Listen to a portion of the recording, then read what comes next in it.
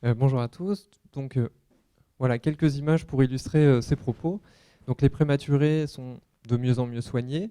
Alors aujourd'hui, il y a des prématurés qui naissent à 6 mois de grossesse ou qui ne pèsent que 500 grammes peuvent maintenant vivre, grandir, alors essentiellement par l'intermédiaire de couveuses comme on voit ici. Et on va pouvoir suivre en particulier la croissance de leur cerveau. Alors on va pouvoir suivre leur croissance par l'échographie, qui est l'appareil au centre, et puis à la fin de la croissance, au moment où on considère que le prématuré devient à terme, ou à l'issue d'une grossesse normale, on peut l'explorer par une IRM, ce que vous avez sur l'image de droite. Alors, grâce aux progrès techniques de la radiologie, que ce soit l'échographie, l'IRM en ce qui concerne les prématurés, donc on va pouvoir analyser beaucoup plus finement l'anatomie du cerveau, on va pouvoir mesurer et visualiser un grand nombre de ces structures cérébrales avec des particularités qui rendent plus difficile l'analyse de ces images.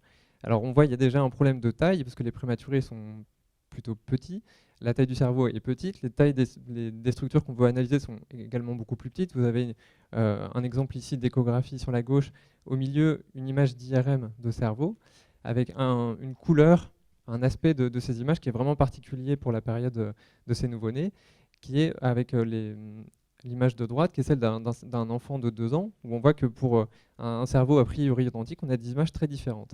Et en particulier, les pathologies, les maladies qui peuvent toucher le cerveau de ces prématurés sont particulièrement difficiles à voir, parce qu'en gros, on va chercher des anomalies blanches au milieu d'un aspect du cerveau qui est lui-même très blanc. Donc visuellement, c'est extrêmement difficile à visualiser, et c'est en ça où on a besoin d'algorithmes ou de logiciels d'intelligence artificielle qui nous permettent de mieux contourer ces structures. En gros, analyser la matière grise, la matière blanche du cerveau, qui sont les deux composantes principales, et ensuite d'analyser les pathologies et éventuellement après pouvoir donner des facteurs pronostiques. Alors grâce à l'équipe du professeur Adamso et du professeur Bloch, on a pu développer un logiciel de segmentation, donc quelque chose qui va détecter automatiquement les principales structures cérébrales du prématuré sur des images qui sont des images habituellement réalisées pour ces prématurés. On est en dehors des protocoles de recherche qui nécessitent parfois soit des temps d'examen qui sont extrêmement longs ou des logiciels qui sont extrêmement lents où il faut parfois plusieurs heures pour obtenir les résultats de segmentation.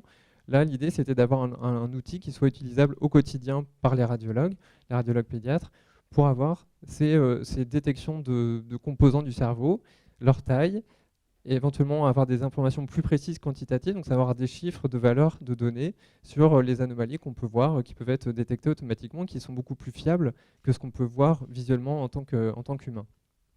Et donc l'idée de ces logiciels, c'est qu'on puisse les appliquer au quotidien et sur des cohortes, donc sur des études qui rassemblent un grand nombre de ces patients.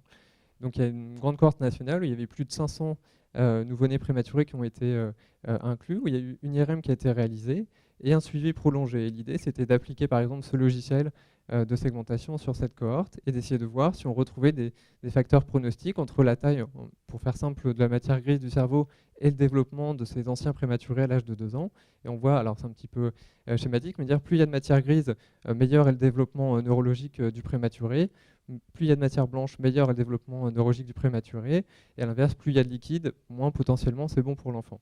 Alors ça permet d'avoir, dit comme ça c'est simple, mais ça permet d'avoir à terme des informations de plus en plus précises sur le pronostic neurodéveloppemental de ces enfants à l'âge de 2 ans. Et puis après, on va pouvoir affiner les choses en affinant l'analyse de ces images. Et donc là, c'est vraiment un exemple de radiologue ou radiologue pédiatre avec intelligence augmentée, parce qu'on a accès simplement à des informations qui seraient beaucoup plus difficiles d'avoir avec une simple analyse visuelle.